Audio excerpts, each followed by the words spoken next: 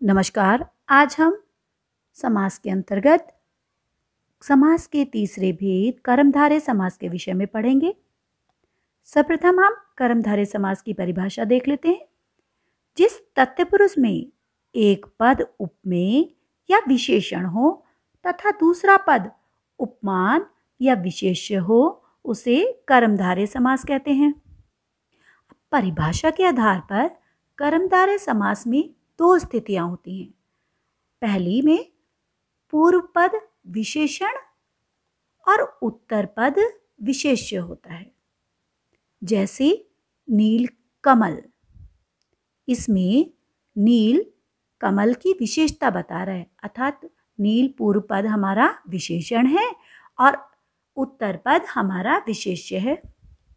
दूसरी स्थिति में दोनों पदों के बीच उपमेय और उपमान का संबंध होता है। जैसे कमल नयन, कमल के समान नयन। परिभाषा के आधार पर हमारे जो महत्वपूर्ण शब्द आए उनमें पहला शब्द है विशेषण। तो विशेषण वह शब्द होता है जो विशेषता बताए, अर्थात विशेषता बताने वाला शब्द विशेषण कहलाता है। और दूसरा शब्द है हमारा विशेष्य, वह शब्द जिसकी विशेषता बताई जाए। उपमान, जिससे उपमा दी जाए, और उपमेय, जिसकी उपमा दी जाए। परिभाषा के आधार पर हमारी कर्मधारय समास की कुछ विशेषताएं हैं, जो हैं सबसे पहला कि कर्मधारय समास तत्पुरुष समास का ही एक उपभेद माना जाता है।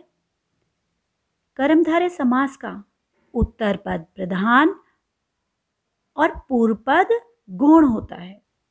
इसमें पूर्व पद विशेषण तथा उत्तर पद विशेष्य होता है, या फिर दोनों पदों के बीच में उपमेय और उपमान का संबंध होता है, अर्थात एक पद उपमान होता है और दूसरा पद उपमेय होता है।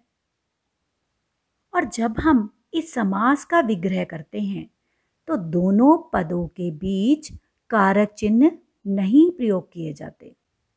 हम इस समास को उदाहरणों के माध्यम से समझते हैं। पहला, हम विशेषण और विशेष्य के आधार पर इसे समझने का प्रयास करते हैं। जैसे नील कमल, समास विग्रह करेंगे हम इसका। नीला है जो कमल, इसमें नील विशेषण और कमल विशेष्य है। पीतांबर, पीत है जो अंबर, इसमें पीत विशेषण और अंबर विशेष्य है। महात्मा, महान है जो आत्मा, इसमें महा अर्थात महान विशेषण है और आत्मा विशेष्य है। महादेव, महान है जो देव, इसमें महा विशेषण और देव विशेष्य है। मुख्यमंत्री, मुख्य है जो मंत्री, इसमें मुख्य विशेषण और मंत्री विशेष्य है। काली मिर्च, काली है जो मिर्च, इसमें काली विशेषण और मिर्च विशेष्य है। नववधू, नव है जो वधू, इसमें नव विशेषण और वधू विशेष्य है। अब इसकी पहचान का एक और तरीका भी है कि जब हम विशेषण और विशेष्य का विग्रह करते हैं तो इसमें है जो शब्द प्रयोग किया जाता है, कि अर्थात बीच में है जो का प्रयोग होता है। उपमेय उपमान को भी हम उदाहरणों के माध्यम से समझते हैं। उपमेय उपमान में यह आवश्यक नहीं है कि पहला पद उपमान है या उपमेय है। इसमें कोई भी पद उपमेय हो सकता है और कोई भी उपमान हो सकता है, अर्थात पहला पद उपमेय भी हो सकता है और पहला पद उपमान भी हो सकता है। अर्थात इसमें यह आवश्यक नहीं है कि हमेशा पहला पद उपमेय होगा,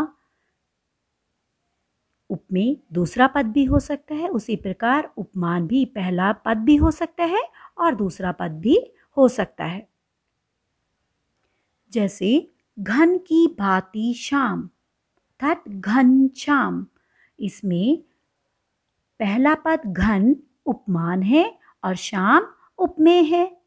व्रज के समान कठोर, व्रज कठोर, इसमें पहला पद उपमान है और दूसरा पद कठोर उपमेय है। सिंह के समान नर, नर अर्थात नरसिंह, इसमें पहला पद नर उपमेय है और सिंह उपमान है। चंद्र के समान मुख अर्थात चंद्रमुख, इसमें चंद्र उपमान और मुख उपमेय है। कमल नयन, कमल के समान नयन, इसमें पहला पद उपमेय है और दूसरा उपमान है। इसमें हमें ये ध्यान रखना है कि अगर पहला पद मनुष्य या उसके भाव से संबंधित है तो वो उपमेय होगा और अगर वो प्रकृति से संबंधित है तो वो उपमान होगा। जैसे रजनी रूपी बाला, रजनी बाला, इसमें रजनी उपमान है और बाला उपमेय है। आशा है आपको कर्मधारय समास स्पष्ट हो गया होगा। धन्यवाद।